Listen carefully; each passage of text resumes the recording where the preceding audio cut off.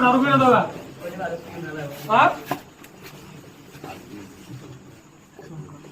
अरे हो बरोबर आहे, पण दारू पिऊन येणे ड्युटीवर इथे महिला भगिनी आहे. हा दवाखाना एसडीएस छोटा दवाखाना आहे का? 50 बेडचा दवाखाना आहे. इतके आता महिला डॉक्टर आहे. अशा स्थितीत तू दारू पितो आणि तू सिक्युरिटी वाला आहे की कोण आहे? हा कोण आहे तुमचं? सिक्युरिटी कोण आहे? कॉन्ट्रॅक्ट बेस सिक्युरिटी गार्ड आहे. किती दिवसापासून नोकरी करतो आहे इथे?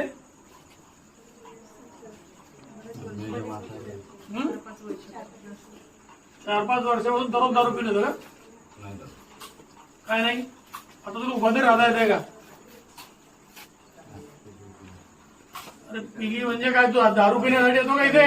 हा कोण आहे तुझं सिक्युरिटी इन्चार्ज? कोण सिक्युरिटी इन्चार्ज येतात? नाव काय? तुम्ही इकडे येताई. कोण आहे सिक्युरिटी इन्चार्ज? त्यांना नाही माहिती. नाव सांग ना, कोण आहे तुमचा? ठेकेदार कोण आहे? कॉन्ट्रॅक्टर नाव सांग. नाव त्यांच्याकडे काम करतो. तुला नाव माहिती आहे? फक्त धान्यावर चाललंय का सगळं? खरंय. हा याच्यावर तुम्ही काय एंट्री करता याच्यावर तुमच्या डायरीला? एमएलसी करतो सर. एमएलसी साठी तुम्ही पोलिसांना फोन केला? हो केलाय. कुठे पोलीस? केलाय सर. येतील केला त्यांना पण एपीआय सरांना पण केला. एपीआय ला कॉल केला आणि इतके माझे लोक इथे जमतात. ते जामनेरवाले लोक आम्हाला तक्रार करतात इकडे फोन करून. मी मुंबईवर नाही येतो, मला तक्रार करता. माझे माणसं इथे येतात. तुम्ही काही करत नाही. तुम्ही इथे प्रॉपर आहे ना? तुमच्या लक्षात येते का दारू पिल्यावर? कोणाच्याही लक्षात येईल? नाही सर, ते जस्ट आले होते आणि मी पेशंट पाहत होते. असं झालं होतं. इकडे कोण आहे? जोरात आवाज दिला तिकडे लगेच सुटलेलं. लहान लहान मुलं सरकारी दवाखान्यामध्ये एक सिक्युरिटी गार्ड दारू पिऊन एकदमच चांगल्या करतोय.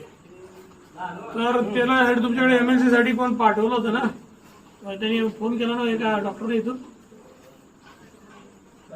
पोलीस स्टेशनला फोन केला त्यांनी मला सांगितलं. डॉक्टर काय नाव तुमचं? डॉक्टर कल्पेश स्वाती माझ्या नावाने डॉक्टर आहे. त्यांनी सरांनी पण केलं. डॉक्टर आणि पाठवा गाडी पाठवा. तर उचलायला तू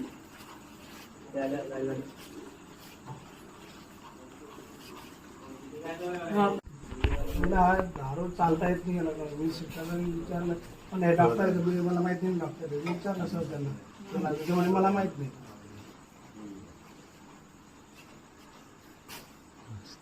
इथं सर्व लेडीज दारू पिऊन ड्युटीवर आहे. टाका मध्ये चल.